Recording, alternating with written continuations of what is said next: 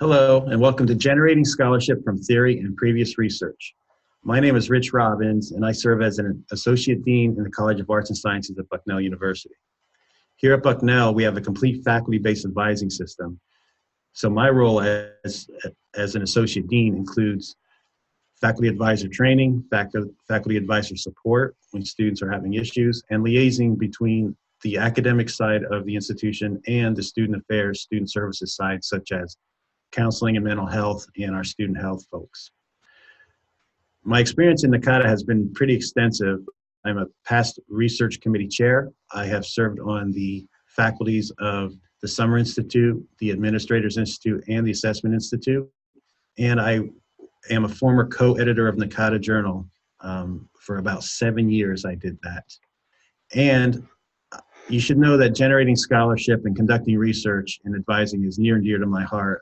I'm a researcher and an academician at heart, and we all realize now that to build our field of advising into a true discipline, we need to expand the base of research and scholarly inquiry.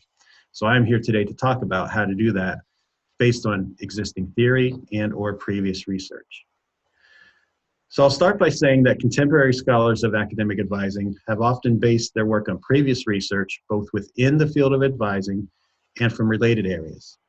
Their work not only informs, practice, and substantiates, or maybe not, the theory or prior research on which it is based, but it often leads to the development of new theory.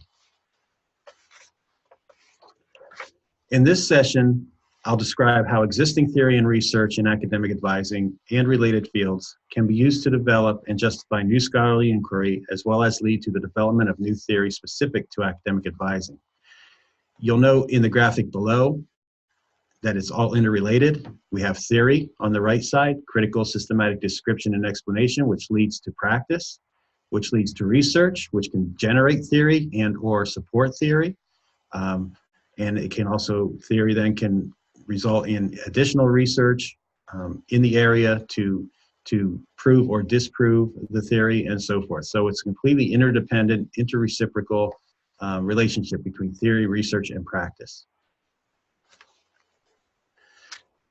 There are various sources of inquiry and various methodologies to conduct research and inquiry in the field of academic advising. Below is a list of several of these types of methodologies. This is by no means an exhaustive list, as there are numerous other ones. But the point is that whichever methodology we use, that is, however we conduct research, whether it's an individual type of methodology or a mixed methods, which would combine several of these different methodologies and or combine, for example, qualitative and quantitative methodologies in a mixed methods research process. Research may base inquiry on previous research in the field, relevant work from another field, an existing advising theory specifically from advising, or an existing theory from anywhere else, really, from any relevant area. Serlin in 1987 suggested that a specific hypothesis, what we are suggesting will occur, should only be tested on the basis of theory, because an investigator can only choose the appropriate method of statistical inquiry and analysis and determine generalizability of results through the theory. Glaser and Strauss in 1967 added that when based on previous research, theory ties to existing data and thus reduces the applicability of other available theories to explain the data. Oftentimes, research results in a revision of an original theory or development of an entirely new theory, which leads to further testing of that theory. For example, in 2005, Reiser and Alden used a mixed methods approach to study advisor perceptions of social and emotional needs of students with learning disabilities and those with attention deficit hyperactivity disorder, as well as advisor responses to those students' needs. They suggested a revision and expansion of the classic developmental advising model for these specific cohorts of students, presenting a revised model that included more emphasis on social and emotional challenges, a call for enhanced advising support, clarification of state and federal laws regarding these issues, and a creation of a protocol for monitoring medication needs. Now, when no theory exists and no research is applicable to the phenomenon at hand, the scholar must develop a theory on which to base inquiry. The resulting theory is considered emergent, as explained by Eisenhart and Graebner in 2007, and again Glasser and Strauss in 1967, and Yin again in 1994. Considered emergent because it emanates from the observed cases. So you're looking at the observations, you're looking at cases, and then you're building a theory based on what you're observing. The theory emerges from your observations. The cases form the basis from which scholars develop theory qualitatively and inductively.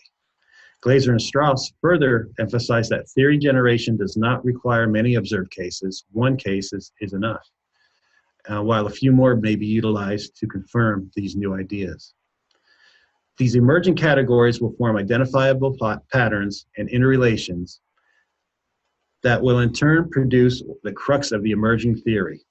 At that point, the researcher develops a theory that may be used as a plausible and testable explanation for the observed phenomena.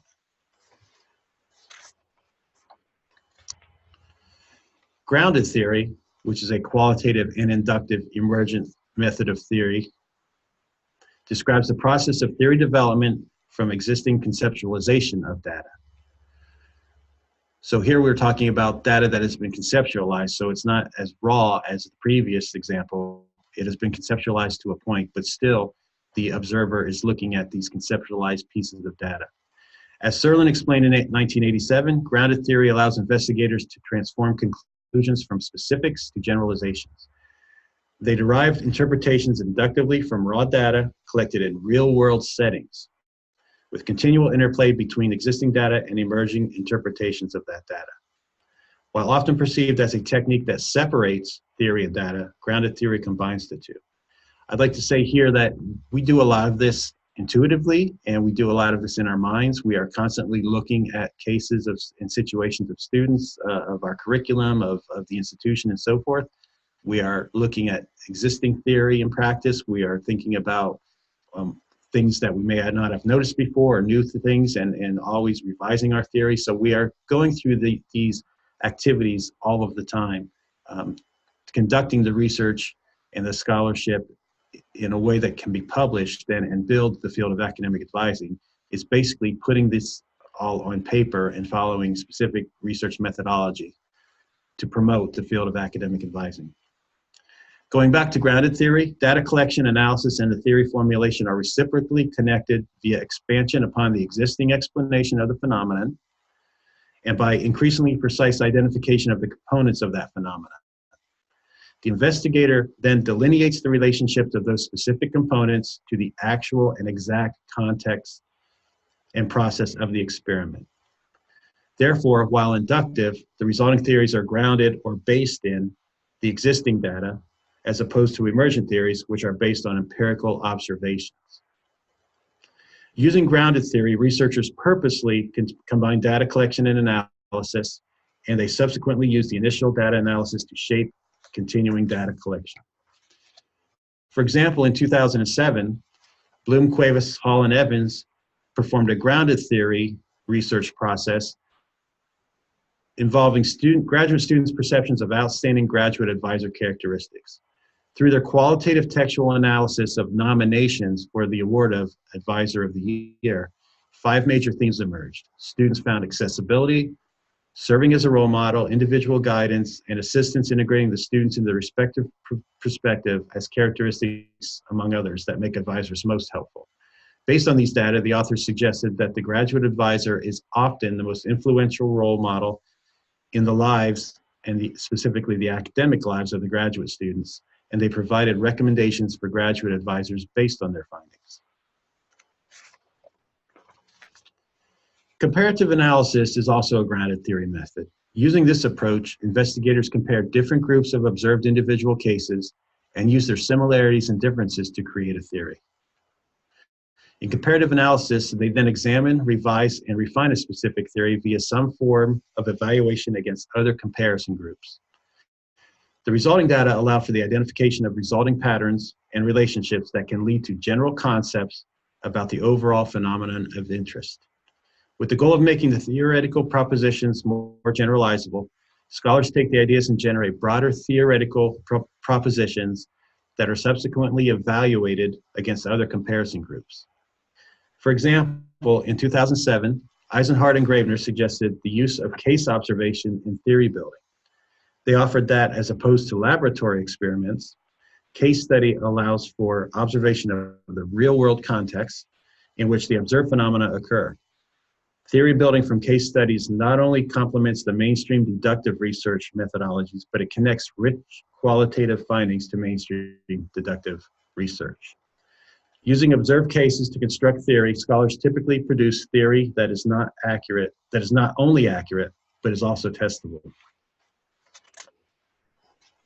Some of the biggest names in student development have generated their theories based on case observations, such as Aston, Chickering, Perry, and Tinto. Let's talk about inductive reasoning versus deductive reasoning for a second.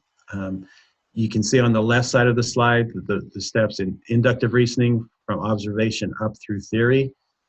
On the right, deductive reasoning from theory kind of down through confirmation. While researchers use inductive theory building from cases to produce new theory from observed data, they complete the process by using deductive theory to test and verify the theory. For example, in 2004, Umbach and Millam applied Holland's 1997 theory of personality types and environments to first-year students' beliefs and attitudes about diversity. These researchers found that some of Holland's categories were more significant predictors of students' efforts to bridge differences than were others, suggesting usefulness of Holland's types in predicting differences in students' attitudes and beliefs toward diversity.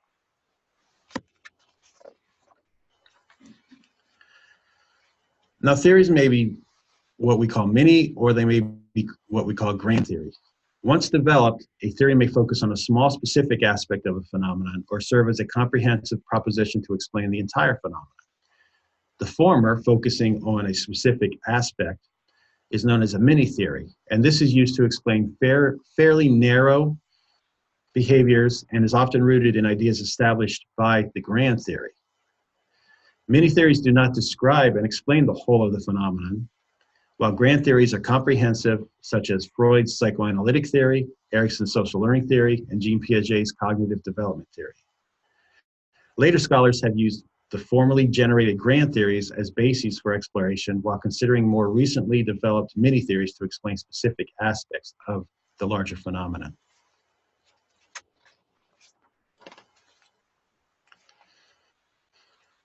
As per Hagen and Jordan in 2008, while no unified theory of academic advising has been expounded to date, a multitude of theories are relevant to academic advising. Developmental theory, for example, has greatly influenced academic advising practice and research and scholarship, as have various forms of learning theory and cognitive-based theories. It is unlikely that one single theory will ever fit the discipline of academic advising, and theorists and researchers of academic advising should continue to use different theories depending upon specific foci and needs related to the inquiry.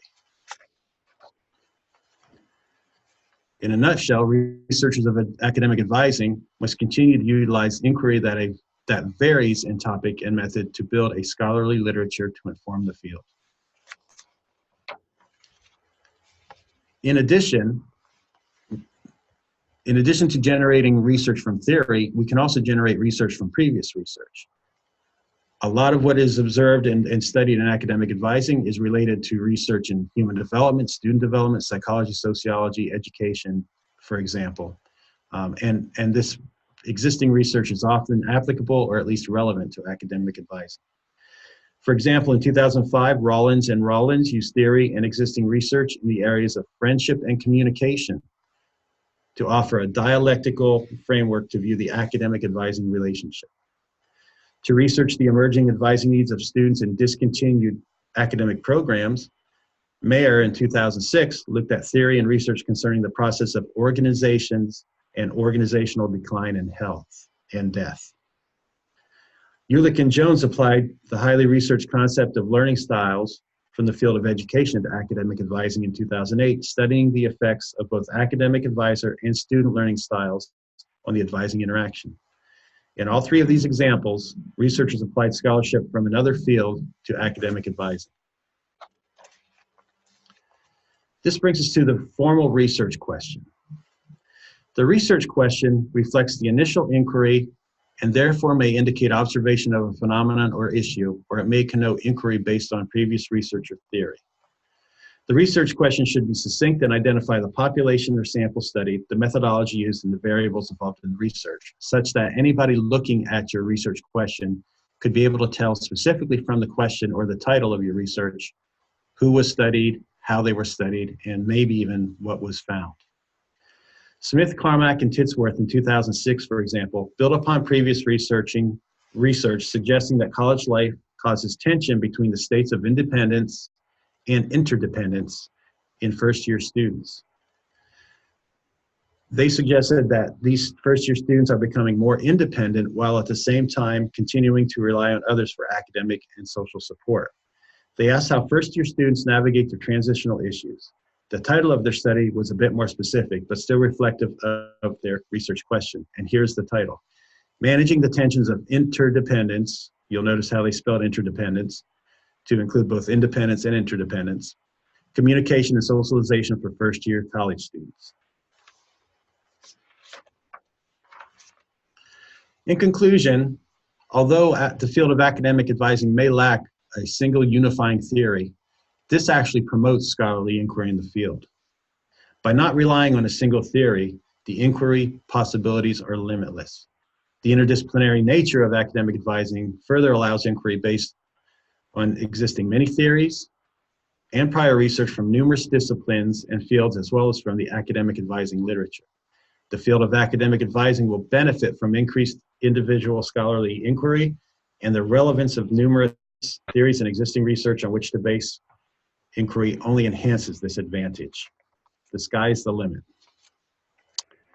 That'll conclude this presentation. I want to thank you for taking the time to listen.